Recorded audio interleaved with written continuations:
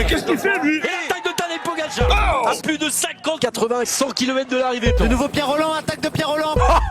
Attaque de Marlou. Aïe, aïe, aïe, attention, Philippe peut le pas rappeler. C'est fini.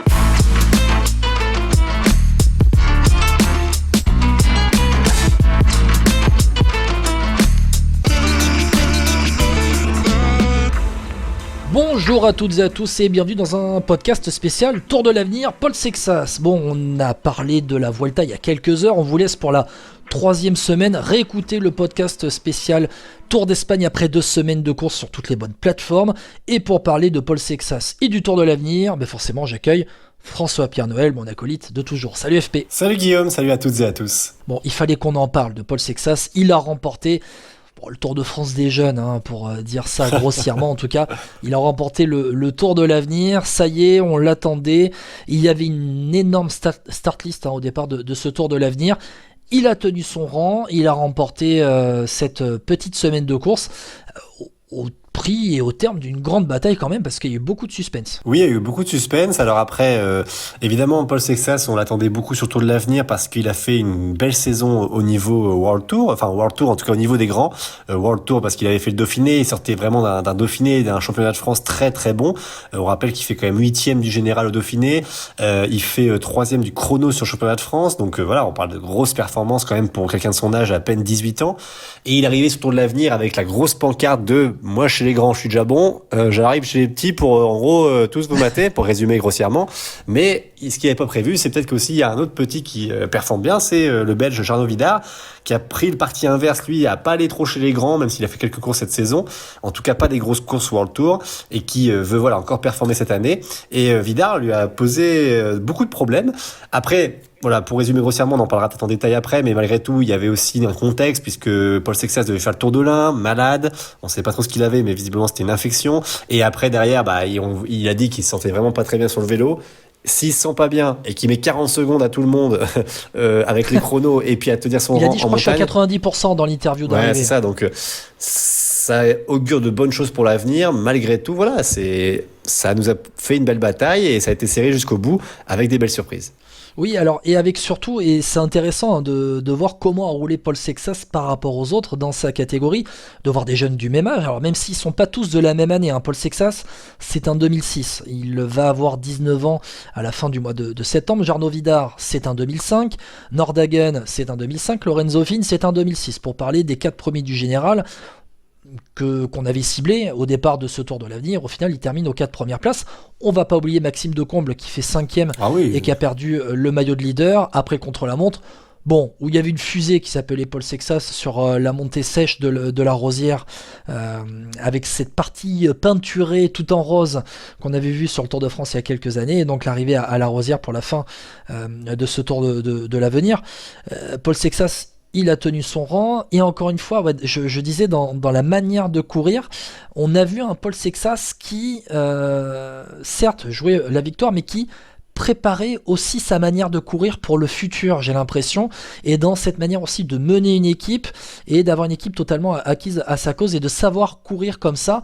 On a vu une réelle course, je vais pas dire qu'il se rapproche du World Tour, mais de cette manière de courir chez les plus grands, plus que chez les espoirs. Oui, après, moi, j'ai trouvé que Paul Sexas, il avait aussi fait pas mal de choses pour Maxime Decomble, parce qu'il faut pas oublier que le jeune coureur qui a signé chez FDJ, je crois, l'année prochaine, Maxime Decomble, qui, avait le maillot de leader, oui. Et à un moment donné, on voyait Paul Sexas qui n'en mettait pas non plus, qui se mettait pas à fond parce qu'il voulait garder ce maillot de leader pour Maxime Decomble, et c'était plutôt bien joué.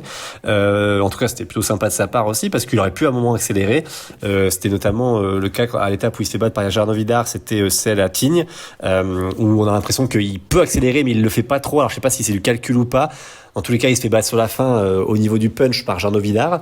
Mais voilà, vraiment, moi j'étais bluffé par on va dire comment il a absorbé la pression, je trouve, et que malgré qu'il n'a pas fait des résultats qu'il espérait, en tout cas partout, parce qu'il remporte les chronos en fait, mais il gagne jamais d'étapes réellement. Je parle d'étapes en montagne notamment. En final, ça l'a pas miné, quoi. Il a expliqué assez facilement ça, puis il dit juste, Jarno Vidar était plus fort, et puis c'est tout, quoi. Il est passé à autre chose. Et ouais, je pense qu'il a vraiment il a le bon mindset, comme disent les anglo-saxons. Donc je pense vraiment que à l'avenir, ça va être très intéressant, et s'il est bien accompagné encore l'année prochaine et dans 2 ans, ça peut vite franchir les étapes. Franchement, j'étais assez bluffé, et ouais, bravo à cette équipe de France quand même. Et on se souvient aussi de la dernière, alors c'est la dernière étape, mais la première demi-étape avant le contrôle-la-montre.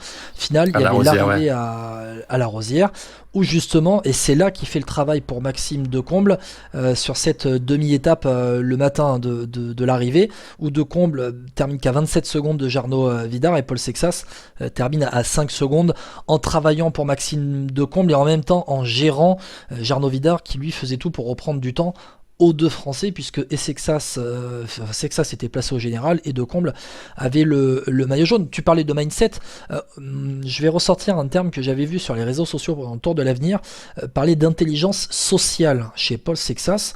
On l'avait vu avec Nicolas Prudhomme au Tour des Alpes, où il donne la victoire, ou en tout cas l'équipe avait décidé que Paul Sexas allait remporter l'étape où les deux arrivaient en même temps, et Paul Sexas avait dit non, ce sera pour Nicolas Prudhomme, moi j'aurai tout le temps dans le futur d'en gagner, lui il en a pas encore gagné, mais il a bien fait de la donner à Prudhomme, parce que Prudhomme il arrête pas de scorer cette année.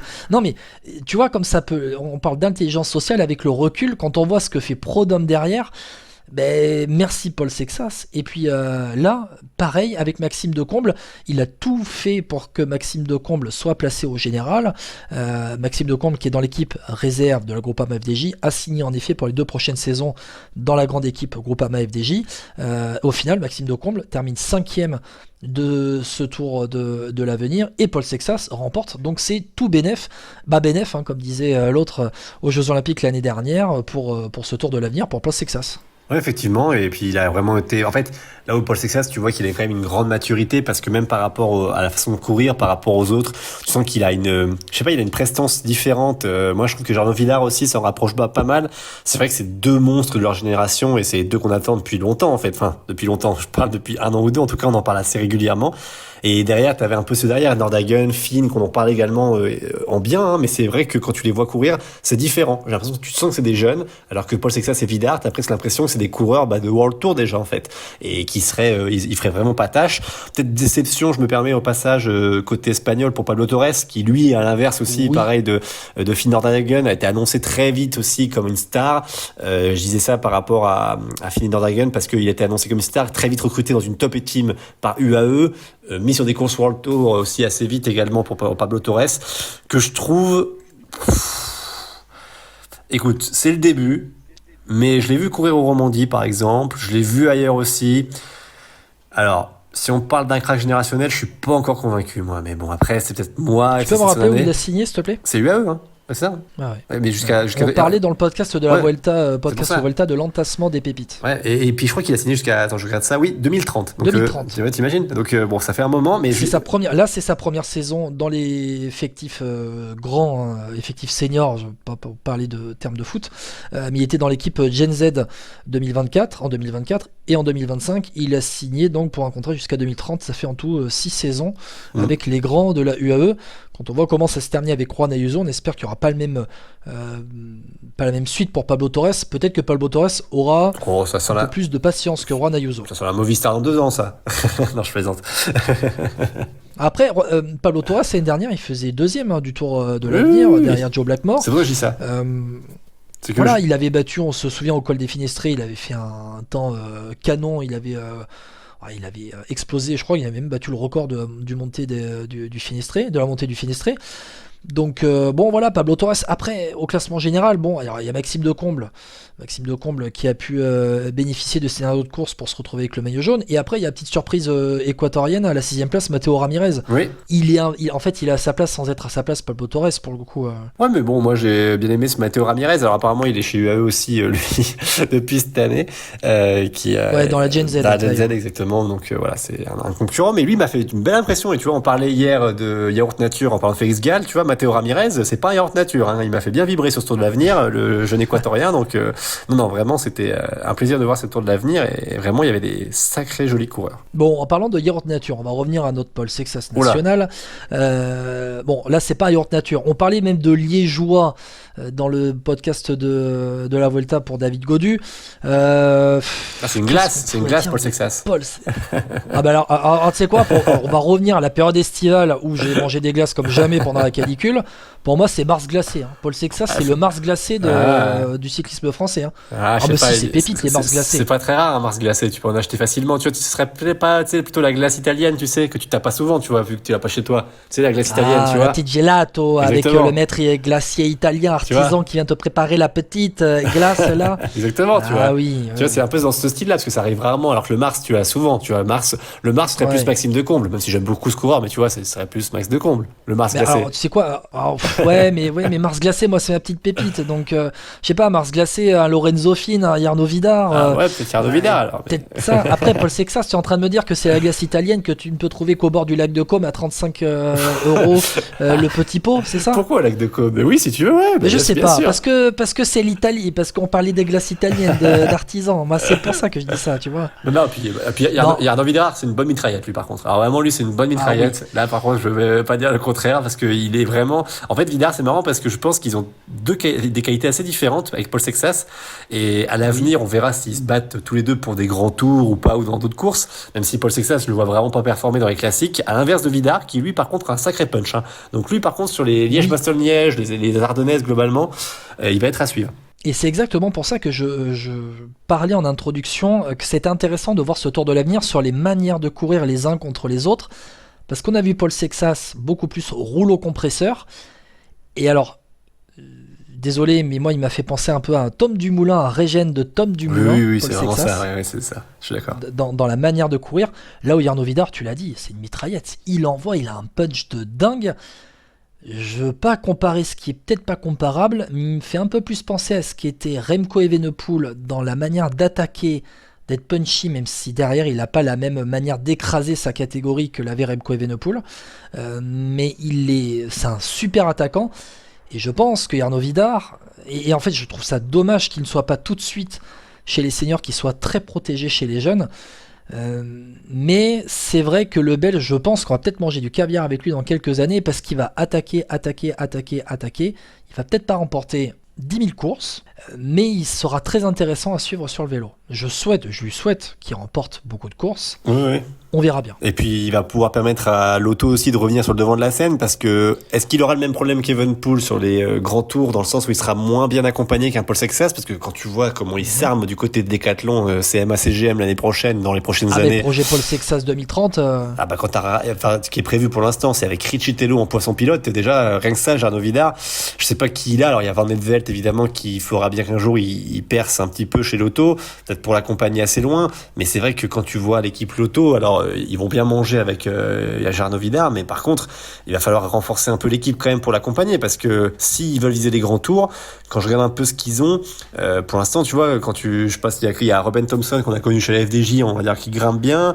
Oui. On a qui d'autre, qui a Van Etvelt, je l'ai cité, qui s'entraîne beaucoup avec Lenny Martinez, Robin Thompson, voilà. Thompson d'ailleurs. Mais tu vois, je cherche un peu d'autres coureurs, mais bon, il y a qui, il y a Milan Doni, un jeune coureur également qui grimpe pas trop mal, mais sinon c'est pas terrible, quoi. Donc il va falloir vite recruter. Pour l'effectif de l'année prochaine, c'est vrai qu'au niveau des grimpeurs, après, c'est pas parce que t'as pas des grimpeurs que tu peux pas faire des performances. On a vu que Pogacar qui peut quasiment gagner tout seul.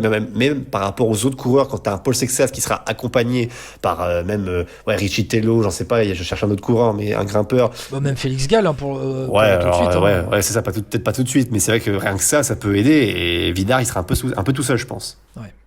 Alors, c'est vrai que en fait, Jarno Vidar, pour le coup, je me pose la question de savoir si, quand je vois sa manière de courir, et même si sur le Tour de l'Avenir, il performe en montagne, on l'a vu aussi sur le Tour d'Italie Next Gen, où il va remporter une étape au sommet, Passo del Maniva, s'il arrive au sommet en effet, où il y avait la bataille avec les Lorenzo Fine et compagnie. Il va remporter la Ronde de l'Isère, qui est une course qui est en montagne, avec une victoire à Cotteret.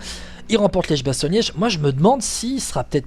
en fait, là, on attendait Remco Evenepoel en haute montagne. Il se trouve que c'est quelqu'un qui est un cran en dessous des cracks, que Pogacar et Vingegaard.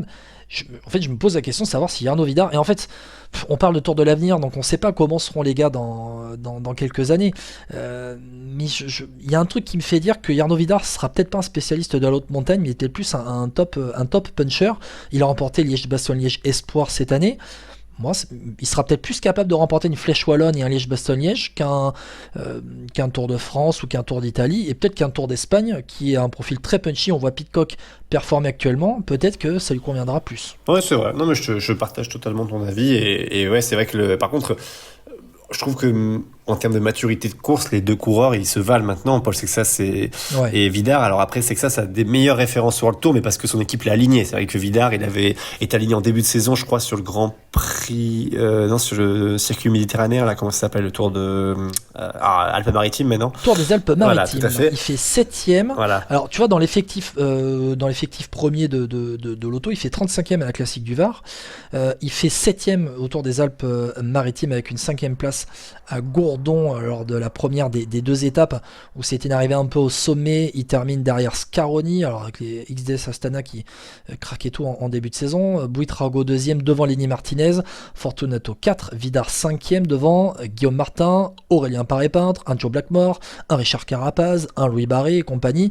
Donc c'était très bien de le voir là, mais après derrière c'est vrai que sa saison, tour de la semaine copie Bartali, circuit des Ardennes, Liège-Bastogne-Liège Espoir, Flèche Ardennaise, une course là aussi Espoir il me semble, Ronde de l'Isard, Gironde-Exienne, Tour de Val d'Aoste-Mont-Blanc. Bon, ok, il a gagné, mais ce ne sont que des courses Espoir. Bon, va peut-être falloir aller le mettre maintenant sur un calendrier chez les grands la saison prochaine. En tout cas, je pense que c'est ce qui est prévu. Oui, c'est ce qui est prévu. Il remporte le Gironde-Exienne, on se rappelle. Oui, non, c'est prévu. Puis encore une fois, moi je trouve il y a eu un excès énorme de beaucoup d'équipes de griller les jeunes. Enfin, je dis griller parce qu'il y a beaucoup de coureurs qui ont été lancés très tôt. Pour une fois qu'il y a un coureur qui est protégé, écoute, on va pas s'en plaindre non plus. Ok, il a 19 ans, c'est pas grand chose, qui commence à 20 ans. Mais alors, Paul Sexas, question, tu vois, comparaison. Paul Sexas, c'est des choix. Il est grillé ou il est protégé? Non, mais pour moi, c'est toujours pareil, c'est comment tu les fais rouler. Encore une fois, Paul Sexas, de ce qu'on voit, on n'a pas l'impression qu'il le grille. Après, moi, je suis pas d'avis, tu vois, je vois qu'il va faire les mondiaux avec les grands, tout ça. Il y a un tout, en fait. C'est que quand on dit griller, c'est pas forcément sur les courses. Il y a aussi tout ce quelles sont les attentes, combien de courses il fait, comment il enchaîne. Moi, on va voir là cette saison, mais quand tu sais qu'il va être a priori convoqué dans les mondiaux au Rwanda, il y a les Europes qui arrivent, il va être affiché au Lombardie aussi. Écoute, c'est des grosses courses, j'attends de voir maintenant. T'en penses quoi, toi? Tu penses que c'est trop? Alors, tu sais quoi? Je vais trahir, entre guillemets, une conversation en privé qu'on a eue avec Lohan Benati, notre copain du Journal Sud-Ouest, qui est journaliste au Journal Sud-Ouest, qui était avec moi pendant le Tour de France, hommes et femmes notamment, quelquefois.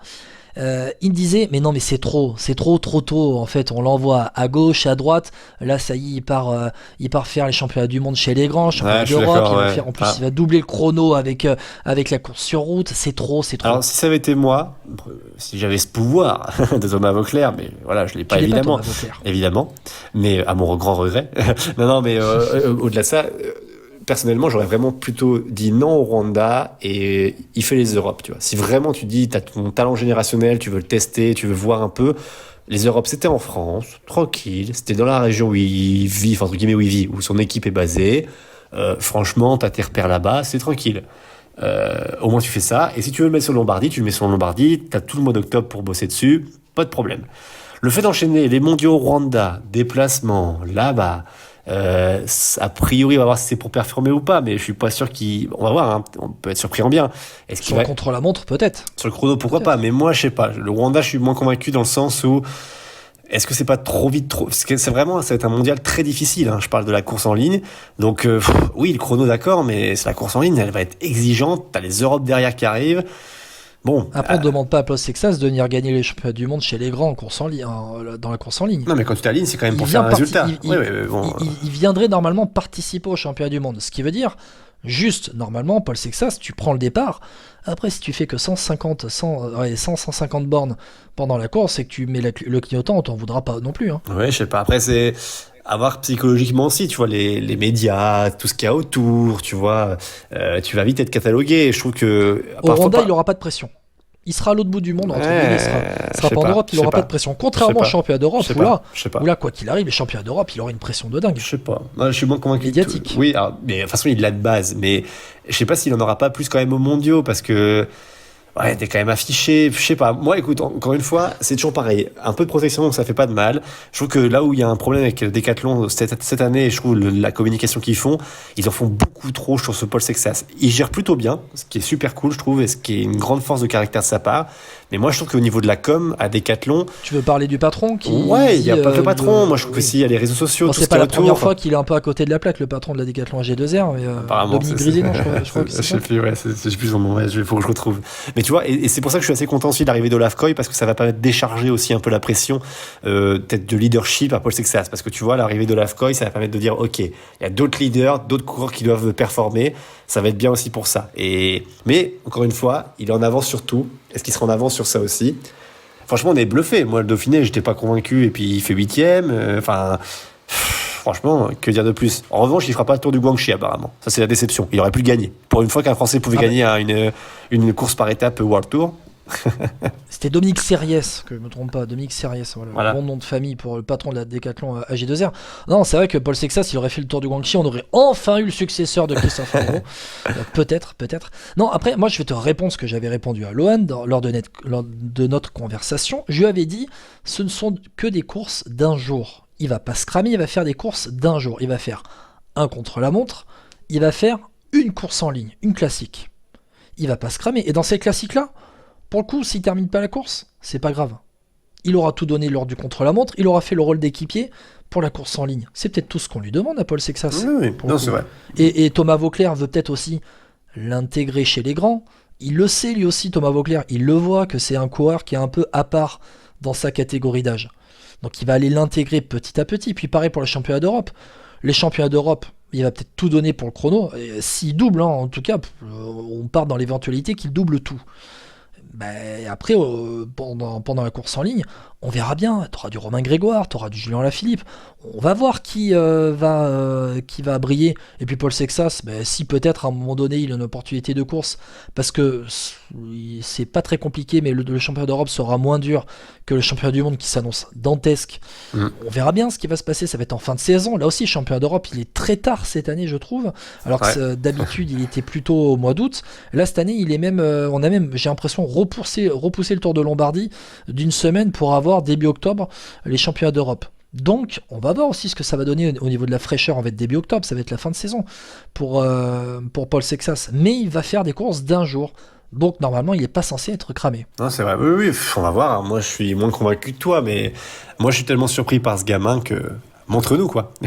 Montre-nous. Bon, en tout cas, il y en a d'autres qui se sont montrés. Et je voudrais qu'on en parle très rapidement. C'est Jürgen Nordhagen et Lorenzo Finn qui ont fait 3 et 4 de ce Tour de l'Avenir. 3 et 4, ça se joue en une poignée de secondes. Vidar, il fait 2e à 40 secondes de Sexas. Nordhagen, 3e à 44 secondes. Et Lorenzo Finn, 4e à 47 secondes dans un chrono où Jürgen Nordhagen avait laissé une forte impression et Lorenzo Finn malheureusement avait chuté du podium pour l'Italien. Là aussi, bon, on est 3e et 4e, on n'est qu'à quelques secondes de Jarno Vidar. Là aussi, ce sont deux jeunes qui, pour moi, vont vraiment briller et dans leur catégorie d'âge, ils brillent énormément. Lorenzo Finn, qui avait terminé 6e du Tour d'Italie Next Gen, qui est dans l'antichambre de l'équipe Bora Hansgrohe, il est Red Bull Bora plutôt. Il était dans l'équipe junior, il est maintenant, alors Grenke Autoheder qui est l'équipe junior, il est maintenant dans l'effectif Espoir, Lorenzo Finn, et aussi pour l'année 2026, mais là aussi on le couve. C'est comme Paul Sexas, c'est un 2006, c'est même un décembre 2006 Lorenzo Finn, donc c'est vraiment un très très très jeune coureur. Peut-être là aussi le renouveau du cyclisme italien, en tout cas on en attend beaucoup de l'italien, parce qu'ils sont vraiment au fond du seau les pauvres italiens dans le cyclisme aujourd'hui. Oui, pas qu'en cyclisme, mais en tout cas, mais oui, c'est vrai que Lorenzo Finn, en tout cas, c'est une très très belle promesse, et chez Red Bull, tu vois, on parlait hier de Jay Hindley qui pourrait se faire du souci pour sa place en tant que leader avec tous les leaders qui arrivent. Si Lorenzo Finn, ce qui est prévu arrive l'année prochaine, ça fera encore une concurrence pour Jay Hindley. En tout cas, Lorenzo Finn va apprendre un peu comme fait Pellizzari, et vu que Pellizzari, je trouve qu'ils font de la bonne façon chez Red Bull, on va voir ce que ça va donner pour Finn, mais ils peuvent avoir deux talents générationnels italiens côté de chez Red Bull, et c'est intéressant à voir. Ouais, complètement. Lorenzo Finn, l'année dernière, il se battait avec Paul Sexas sur l'Imbuger Valromé Tour chez des juniors. Là, il se bagarrait avec lui sur le Tour de l'Avenir. C'est un espoir première année. c'est très intéressant, tout comme le Slovène Jakob Omerzel qui faisait 4ème à l'Imbugé Valourou Tour l'année dernière. Petite déception, hein, Jakob Omerzel qui a un peu craqué sur ce Tour de l'Avenir. Il va prendre une 13e place au final. Et juste, Jørgen Nordhagen, on en avait parlé, c'est très intéressant. Visma Lease the Bike mise sur lui. Il a eu 20 ans en début d'année et lui a un peu plus été utilisé sur les calendriers professionnels de la Visma Lease the Bike, même s'il a fait le Giro Next Gen en remportant la dernière étape. Il fait 4ème du général, mais il va faire 13ème du Tour de Norvège à domicile, 13ème du Tour de Romandie chez toi.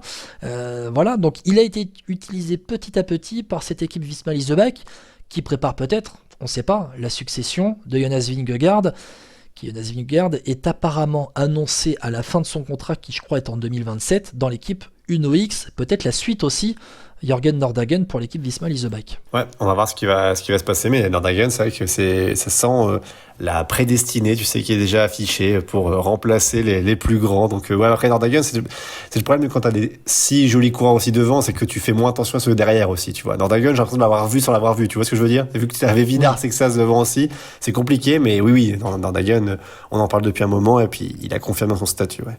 Complètement. Allez, quelques petits noms comme ça qu'il faut retenir pour la suite. Tu sais, FP, que j'aime forcément, j'ai toujours un petit penchant pour regarder les résultats des jeunes, des noms à suivre pour la suite, notamment Luke Tuckwell qui avait brillé, qui avait terminé 2ème du Tour d'Italie Next Gen au mois de juin. Il fait 10ème du général. Il avait fait le Tour de République tchèque auparavant. Luke Tuckwell, il est dans l'équipe Espoir de la Red Bull Bora. Et puis, tu sais quoi, il a signé 3 ans à partir de 2026 dans l'effectif des grands. Là aussi, un jeune qui brille en course par étape, recruté par la Red Bull Bora. Jay Hindley, c'est un compatriote. Fais gaffe, il arrive. Il vient d'avoir 21 ans. Parmi les autres noms, il y a aussi le Britannique Callum Thornley, si je vais essayer de bien le prononcer, 12ème, et qui a remporté une étape au Sibiu Tour en Roumanie début juillet, qui avait fait 10ème au Tour d'Italie Next Gen. Il est où, Callum Thornley, à ton avis, FP? Ineos, non? Non, Red Bull Bora. Là aussi. Chez les Espoirs cette année, il a signé pour 2026 et 2027. C'est pas possible, incroyable. Ils ont combien de coureurs ces équipes? C'est hallucinant. Comme les UAE, ils essaient de prendre pas mal de petits jeunes. Et lui, il n'était pas dans l'équipe Green je sais pas quoi, Auto-Header, il était dans l'équipe Trinity Racing, l'équipe britannique, qui a révélé pas mal de jeunes. Ce qui nous fait dire, juste entre parenthèses, la retraite de Geraint Thomas à domicile côté britannique après le Tour de Grande-Bretagne. Bon, FP, on en a parlé de ce Tour de l'avenir homme. Juste un petit mot très rapide sur les femmes, où Marion Bunel a été battue par Isabella Holmgren, et j'ai envie de dire, même si Marion Bunel était la tenante du titre de ce Tour de l'avenir, elle termine 2ème, c'est logique que la Canadienne Isabella Holmgren remporte ce Tour de l'avenir. Marion Bunel est une 2004, Isabella Holmgren est une 2005, et Holmgren venait de faire 7ème au mois de juillet du Tour d'Italie senior. Bon voilà, Marion Bunel, elle venait de faire le Tour de France femme, où elle a terminé assez loin, malgré la 10ème place au col de la Madeleine. Et Marion Bunel, bon voilà, elle a eu un déficit de puissance tout simplement face à la Canadienne, qui a été bien plus fort et qui a remporté là où il fallait remporter des étapes pour remporter le général, c'est-à-dire le contre-la-montre de début et de fin à Tignes et à la Rosière, plus l'étape au sommet à la Rosière. Elle aurait été leader du début à la fin. Tu veux dire peut-être un petit mot sur Marion Bunel? C'est une déception pour toi qu'elle n'ait pas remporté le Tour de l'avenir? C'est compliqué de toujours dire de déception, mais évidemment on l'attendait peut-être un peu plus haute. Mais ouais, Marion Bunel, moi c'est un peu une année d'apprentissage, tu vois. J'ai pas envie d'être difficile parce qu'elle a quand même eu beaucoup de responsabilités dans son équipe. Elle a fait un Tour de France au service de Pauline Ferrand-Prévot. Elle n'a pas été vernie non plus cette saison. Donc c'est une saison pas simple au niveau de l'apprentissage pour Marion Bunel chez très très grand. Donc voilà, moi j'attends plutôt la confirmation l'année prochaine ou dans 2 ans, où elle devra prendre plus de responsabilités. Mais voilà, pour moi, c'est un peu l'apprentissage. Et qu'elle ne gagne pas le Tour de l'avenir, c'est pas grave. Il y en a d'autres qui n'ont pas gagné et qui ont fait des très très belles carrières derrière. Et on rappellera qu'il y avait 20 jours tout pile entre la fin du Tour de France femme, où elle avait fait un énorme travail pour Pauline Ferrand-Prévot, notamment sur la fin de ce Tour de France, et le départ du Tour de l'avenir. Donc, en termes de récupération, en plus, elle avait remporté un championnat de France Espoir, championnat de France Espoir en ligne exactement, quelques jours après la fin du Tour de France Femmes, donc en termes de fraîcheur, elle n'était peut-être pas sur le même pied d'égalité. Bon voilà, on a fait le podcast de ce Tour de l'avenir. Juste la 3e place, je te ferai pas réagir dessus, c'est Talia Appleton, une Australienne. Elle nous vient de je ne sais où. Elle fait 3e du classement général et voilà. Donc elle vient peut-être de signer pour la suite de sa carrière. Le point de départ de la suite de sa carrière, c'est une femme qui n'avait une jeune femme qui avait brillé seulement sur le continent, en Océanie et sur des courses, sur les courses gravel aussi en Australie. Donc programme essentiellement australien, sauf pour le Tour de l'avenir cette année.